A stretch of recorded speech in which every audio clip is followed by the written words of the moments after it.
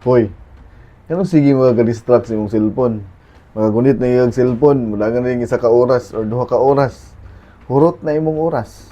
Ug karon bisag na kay importanteng trabaho, di na matrabaho kay tungod sa distraction sa imong cellphone.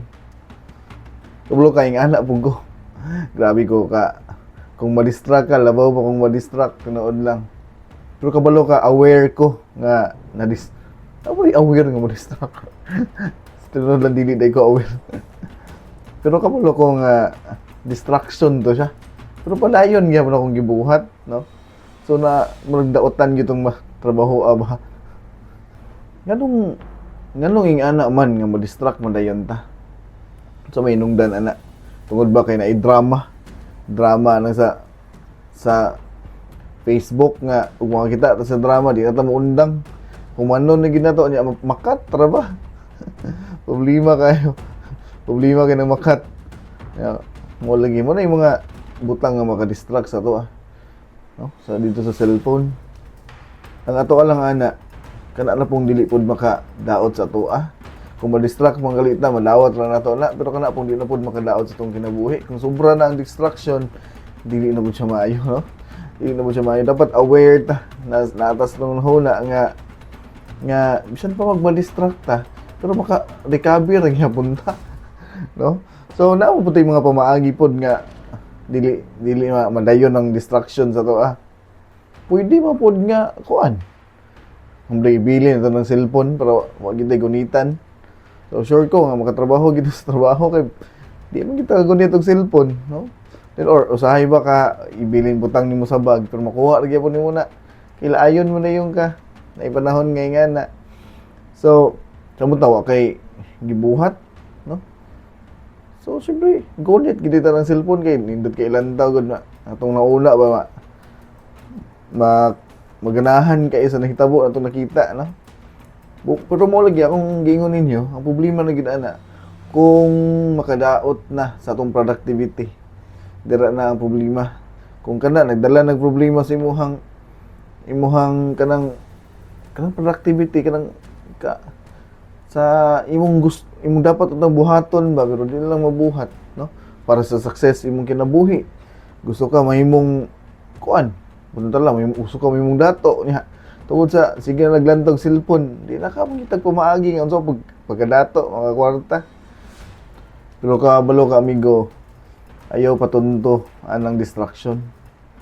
No, paningkamot nga dili ka ma-distract samot na ang mga importanteng buluhaton nga imong buhaton nga makausab sa imong kinabuhi.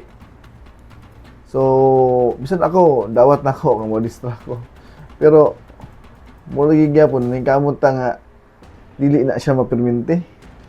Kay unsa na lang atong mga pangandoy nga atong mga gustong makabuot sa kinabuhi.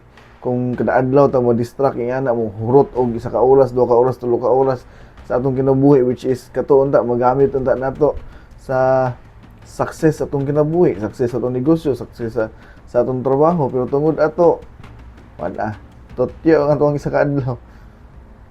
Kabalo ko nga lisod usahay, no? Lisod kay gid ng distraction man gud. Dagan kay distraction sa kinabuhi gud. Dili lang ka ng cellphone, dagan kaayo mga pwedeng tabi, pwedeng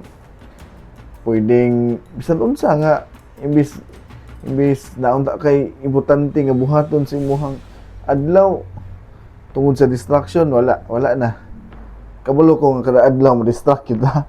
Pero paningkamot, ako paningkamot bug ko. Maningkamot ko nga dili ma-distract, no? Maningkamot ka nga ang atong distraction di kaya na to, dapat aware ta. Problema mo gud ana gud dili ta aware bitaw kana bitang kada adlaw wala ta kabalo ba nga ka-distract na to.